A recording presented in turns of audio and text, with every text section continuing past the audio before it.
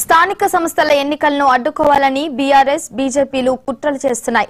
బీసీలపై మాకు చిత్తశుద్ధి ఉంది కాబట్టే ఆర్డినెన్స్ ఆమోదం పొందలేదని జీవో తీసుకొచ్చాం. బీసీ రిజర్వేషన్ పై బీజేపీ ఎంపీలు ఎందుకు కేంద్రంపై ఒత్తిడి తేలేదు? స్థానిక సంస్థల ఎన్నికల్లో 80% మేమే గెలుచుకుంటాం. బాకీ కార్డు అంటూ కేటీఆర్ చేస్తున్న ప్రచారంలో వాస్తవం లేదు. బాకీ పడ్డది కేసీఆర్ అండ్ కేటీఆర్ మాత్రమే. కాళేశ్వరం పేరుతో ఫార్ములా ఈ పేరుతో దోచుకున్నది మీరు. ప్రజలకు ఇచ్చిన హామీలు ఒక్కొక్కటి అమలు చేసుకుంటూ ముందుకు వెళ్తున్నాం. ఎరువుల పేరుతో కుట్ర చేసింది కేంద్రంలోని బీజేపీ. కోర్టు తీర్పు మాకు అనుకూలంగా వస్తుందని భావిస్తున్నామంటున్న పీసీపీ అధ్యక్షుడు మహేష్ కుమార్ గౌడ్ తో మా correspondent Ram Naresh face to face. రాష్ట్రంలో స్థానిక సంస్థల ఎన్నికలకు సంబంధించిన షెడ్యూల్ విడుదలైంది. మరోవైపు కోర్టులో ఈ అంశం పెండింగ్ ఉంది. ఈ అంశానికి సంబంధించి పీసీసీ అధ్యక్షుడు మహేష్ కుమార్ గౌడ్ మనతో ఉన్నారు. సార్, కాంగ్రెస్ పార్టీ ఏ విధంగా ముందుకెళ్తుంది? ఒకవైపు కోర్టులో పెండింగ్ ఉంది, మరోవైపు ఎన్నికల షెడ్యూల్ కూడా విడుదలైంది. దీనికి సంబంధించి ఏ విధంగా ముందుకు పోతుంది? మేము ఎన్నికల షెడ్యూల్ రిలీజ్ చేసామంటే మా చిత్తశుద్ధి అర్థం చేసుకోవాలి. 42% 80%లో ఓబీసీలకు రిజర్వేషన్ ఇచ్చి తీరాలి. అదొక్కటే ధ్యేయంతో పోతా ఉన్నాం. దాని కారణంగానే 3 సార్లు చట్టాలు చేశాం, ఒకసారి ఆర్డినెన్స్ ఇచ్చాం. ఇవన్నిటి కూడా మోకాలు అడుగుతా ఉంది కేంద్ర ప్రభుత్వం. కేంద్రంలో ఉన్నటువంటి బీజేపీ పార్టీ మోకాలు అడుగుతా ఉంది, అడ్డుకట్టు వేస్తూ ఉంది. అయినప్పటికీ కూడా మేము చలించుకోకుండా మళ్ళీ జీవో ఇచ్చాం. ఎన్నికలకు పోతా ఉన్నాం. కోర్టు ఇంటర్వ్యూ అయింది. కోర్టులోకి పోయిన వ్యక్తుల వెనుక ఎవరున్నారో తెలుసు. అయినప్పటికీ కూడా మేము మా ప్రయత్నాన్ని ఎక్కడ విరమించుకోవట్లేదు. 42% రిజర్వేషన్ ఇచ్చి తీరాలని తప్పంతో ఉన్నాం, ఇచ్చే ప్రయత్నంలో ఉన్నాం. కోర్టు తీర్పు ఏ విధంగా వస్తుందో చూస్తాం. చూసిన తర్వాత మళ్ళీ దాని మీద స్పందిస్తాం. మీరు ఇచ్చిన జీవో ఏదైతే ఉందో ఆ జీవో నిలవదు, కావాలని చెప్పేసి కాంగ్రెస్ ప్రభుత్వం బీసీలను మోసం చేసే విధంగా ఈ జీవో ఇచ్చిందని చెప్పేసి ప్రతిపక్షాలు నిలవదు. ప్రతిపక్షాలు కలిసి వస్తే ఒక్క రోజులో చట్టం పెట్టిన అవకాశం ఉంది. అది రాకుండా ఇచ్చిన జీవో మీద పుకార్లు షికార్లు పుట్టిస్తా ఉన్నారు, లేనిపోయిన ఆరోపణ చేస్తా ఉన్నారు. మా చిత్తశుద్ధి ఎక్కడ లోపం లేదు, స్పష్టత ఉంది. మాకు 42% బీసీలకు ఇవ్వాలని మా ముఖ్యమంత్రి గారికి కానీ మాకు కానీ స్పష్టత ఉంది. కాబట్టి చట్టాలు చేయగలిగినాం, రిజర్వేషన్ ఇస్తూ జీవో ఇవ్వగలిగినాం, ఎన్నికలకు పోతాము, షెడ్యూల్ ఇవ్వగలిగినాం. కోర్టు తీర్పు బీసీలకు అనుకూలంగానే వస్తుందని ఆశిస్తా ఉన్నాను. మిగతా పార్టీ కూడా కలిసి రావాలని అప్పీల్ చేస్తా ఉన్నాను. అంటే కాంగ్రెస్ పార్టీకి చిత్తశుద్ధి ఉంటే బిల్లు ఏదైతే ఉందో బిల్లు రాష్ట్రపతి దగ్గరికి వెళ్ళినప్పుడు అఖిల పక్షాన్ని తీసుకువెళ్ళి అక్కడే కూర్చొని బిల్లు ఆమోదించే వరకు కూడా అక్కడే ఫైట్ చేస్తే బాగుండేది అని చెప్పేసి ప్రతిపక్షాలు చూస్తారు. సరే, మేము ఫైట్ చేస్తే బాగుండదు. మీరు ఎక్కడ దాక్కున్నారు?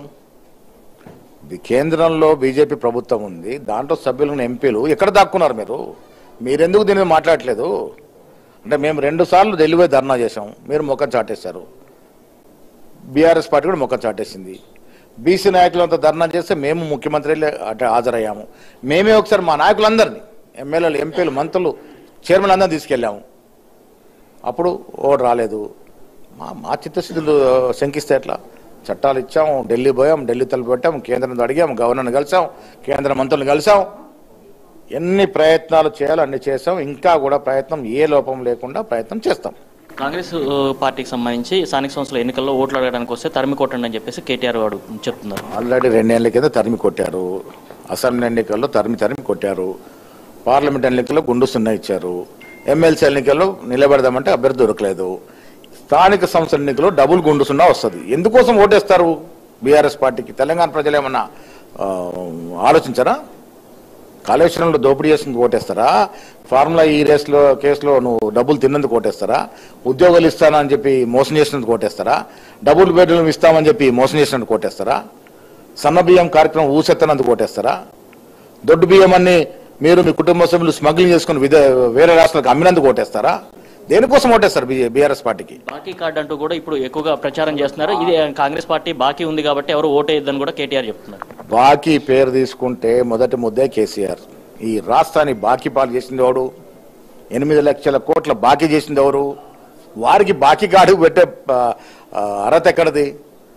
ఏ లెక్కన బాకీ కార్డు పెడతారు? మేము ఉచితంగా మహిళలకు బస్సు ఇస్తున్నందుకు బాకీ కార్డు పెడతారా? 200 యూనిట్ లోపల కాల్చుకుంటూ ఉచితంగా 0 బిల్లు ఇస్తున్నందుకు బాకీ కార్డు పెడతారా? బీద ప్రజలు తినాలని సన్న బియ్యం ఇస్తున్నందుకు బాకీ కార్డు పెడతారా?